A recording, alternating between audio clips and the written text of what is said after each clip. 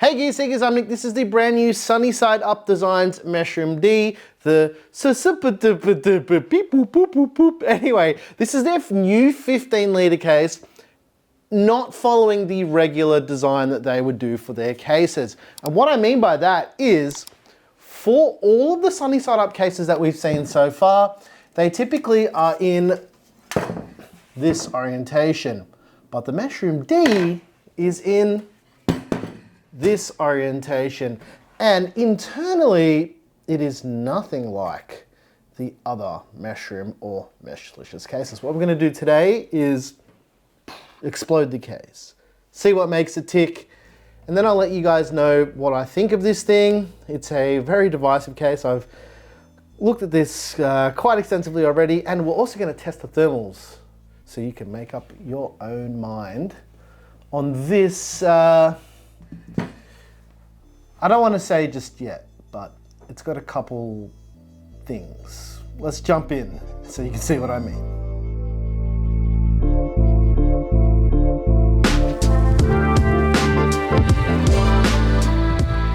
Let's start off with panel removal. If we flip the case around to the back side of the case, you'll notice there's these little indents, and this will help us to pull the side panels off. But I gotta say that the fit from factory is very, very tight. So the way I found to get into this, the easiest way, when the case is new at least, is pushing from the back where the IO cutout is and then pulling the panels away. It is a little bit of a pain in the butt, but that's just how it is with these Meshroom and Meshlicious cases. To remove the top panel, you can just use your thumbs on each corner of the top panel and just push up. Removing the front panel is similar to the top panel, where you just push from these corners here, pull it outwards. It's very tight. To get access to the rest of the case, there are these two brackets which need to be removed, and these are fan/radiator brackets if you decide to liquid cool in this case. For power supply support, it supports SFX, SFXL, and ATX power supplies up to 160 mils in length in this compartment here.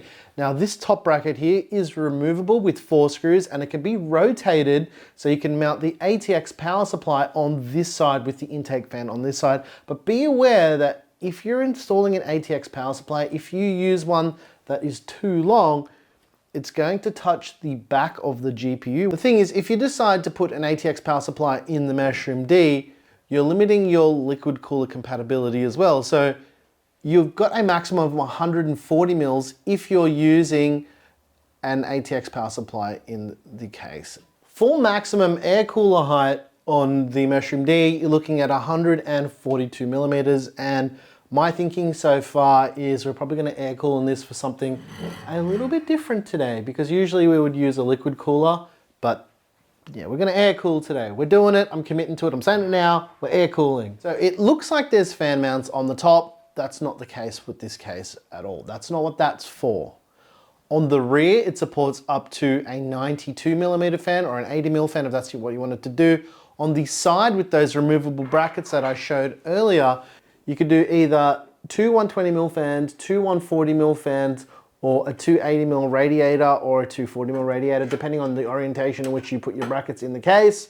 Not only that, on the bottom of the case, it supports up to a 280 millimeter radiator or a 240 on the bottom if you're doing custom liquid cooling, or 2 120s or 2 140 mil fans. So the thing is with the Meshroom D, there's so many different configurations for fans and radiators that this video, with what was provided to me, only tells about half of the story.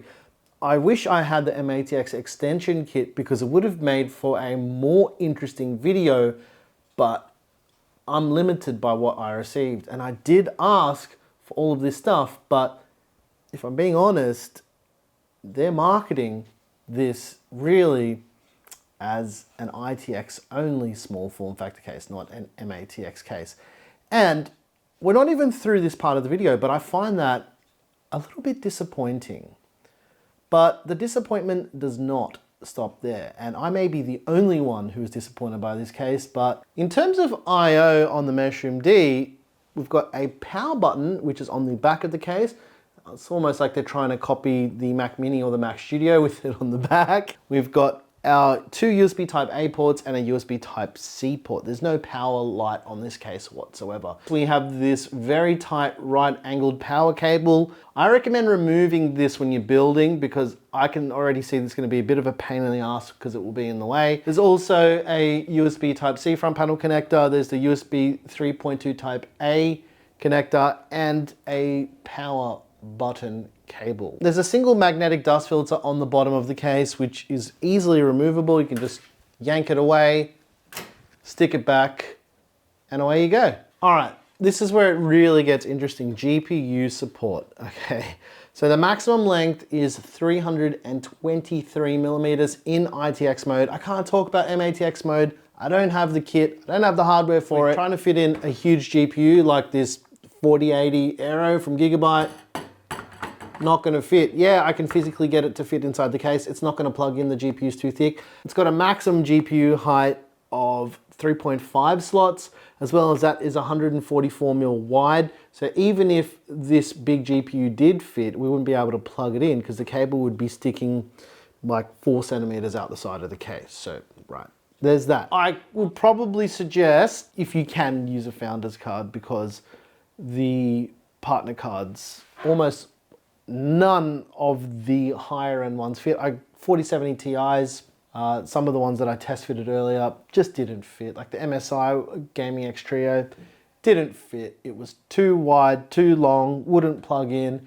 And my sentiment so far is there's just a lot of weird oversights for things that they could have easily have done. The case design here is quite similar to the NR200P from Cooler Master, and they could have just copied that, and they kind of did, kind of. All right, I think that's everything you need to know about the Meshroom D for now. Usually I would have a lot more to say about these small form factor cases, and basically I can only share with you the things that I know about this case and from the things that I have with this case, which isn't a whole lot to go on at this point in time. We can only tell part of the story if we haven't built in it yet. So let's do that. Let's build in it. Let's test the thermals, and then we can find out if it's as disappointing as I think it is. There's probably going to be other reviewers and other people out there who disagree with me. That's okay. But keep in mind that we have built with hundreds of cases and small form factor cases over the time of this channel existing. So from the jump, I can usually tell when something is not going to go to plan.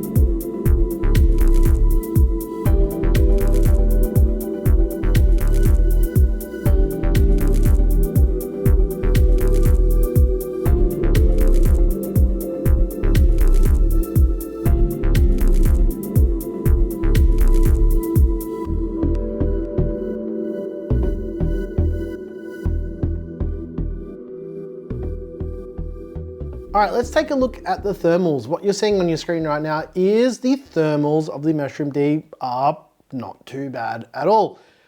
That's to be expected given the whole case is a mesh box. So it's got a lot of space for breathing room. One thing that did surprise me though was the CPU temperature with all the panels on. Now, there is a lot of areas for fan placement in this case, and it would have been good if they had some type of provision for mounting any fan at the front, but overall, it's not too bad in terms of the thermals. If you're interested in any of the hardware used in this build, there's a PC pickle list right down there, down below, that'll show you everything that went into this. Also, there's little cards in the section of the video where I'm building that basically explain everything that goes into a PC like this. So what do I think about the SSUPD Meshroom D? Well, the idea of the case is really, really nice. The execution is pretty average, and I'm gonna put it down to us getting a bad sample. I'm not sure if this is indicative of the quality of one of the retail units.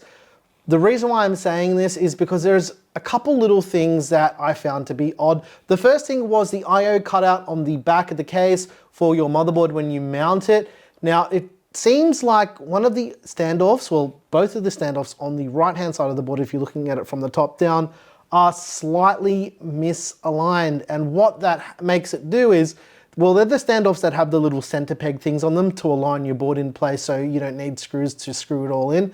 What's happened here is if you line it up with that, it pushes the IO shield through the back of the case and it pulls the whole board out of alignment. And when you screw the screws in on the left-hand side of the board, it flexes the PCB of the motherboard. That could potentially damage your motherboard. So I'm hoping that just comes down to a bad sample. The build quality is average. It's a bit of a letdown and a little bit of a departure from what we saw with the Meshlicious and the Meshroom S.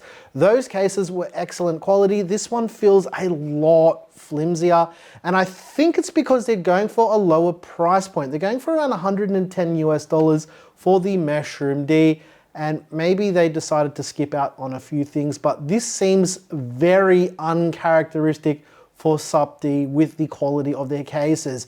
Even down to things like the fitment of the panel. The panels flex and bend a lot more than they used to. And I get it, it's a giant mesh box. Well, it's a 15-liter mesh box, but look, I get it, right?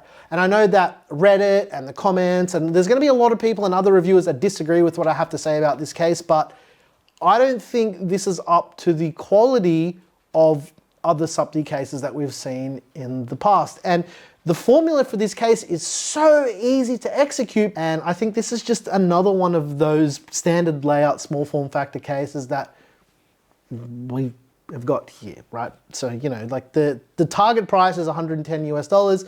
There's obviously a kit to make this an MATX case, which for some reason they didn't send to us. We didn't actually get a lot of information with this case or anything about the case, even things like how to mount the bottom brackets. The documentation isn't even for the right case. Yeah, and the sales guide that we got sent for the case is just riddled with spelling errors, and it's really bad. It's like they're absolutely rushing this case out just to get it out. And I'm a little bit worried that retail versions will suffer from even little things like this. So this is a bit of a big stuff up, especially for someone who hasn't built in the case before, especially for me. Like, I just wanted to see what the deal was. I wanted to see what all the accessories were and how it all mounted, but there was no information on any of it. And that's just a little bit disappointing if I'm being absolutely honest with you guys. There's a few fitment things that I think you guys might find interesting. First of all, the cooler. This is the brand new knock to an NH-D12L. This is it's like the D15, but smaller. And when I put the motherboard in, it looked like it wasn't going to fit because of the ends of all the heat pipes. Turns out it fits perfectly. And I've got a clip here on the screen that you can see with, when you look at the case's side profile, it does protrude. You have to take into account there's a lip on the panels that actually push the panel away from the case, which give it that little bit of clearance for this cooler to fit in perfectly. And I think this is one of the better air coolers that you'd want to use if you're air cooling in this case. Now, if you're interested in the price, I think I mentioned it already, $110 US at the time of the video going live.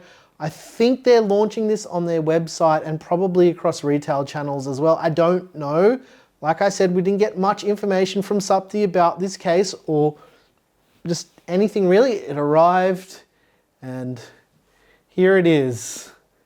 Let us know what you think of the Meshroom D. If I'm being absolutely honest with you guys, I'm a little bit disappointed with this case. The weird fitment things, I don't know if it's going to impact the retail versions. Let's cross our fingers and hope that retail versions don't have this. But yeah, it's a bit disappointing. And if you mount it wrong, you could potentially damage your motherboard, which is not a nice feeling. And I know Gordon from PC World would tell me that this is why he hates small form factor PCs and small form factor cases. Anyways, guys, if you like the music you heard here, I make all the music. It's available by clicking that join button right down there, down below. And if you like this video and anything that I said, hit the like button. If you didn't like what I said, also hit the like button. But yeah, I really hope that I'm wrong about this case. And if I'm wrong, I'm willing to admit it, but somehow I feel like this case is a little bit rushed. And that's it from me. I'm your boy Nick with Gear Seekers. You peek, we seek, and hopefully they listen to my feedback and do a Meshroom D2.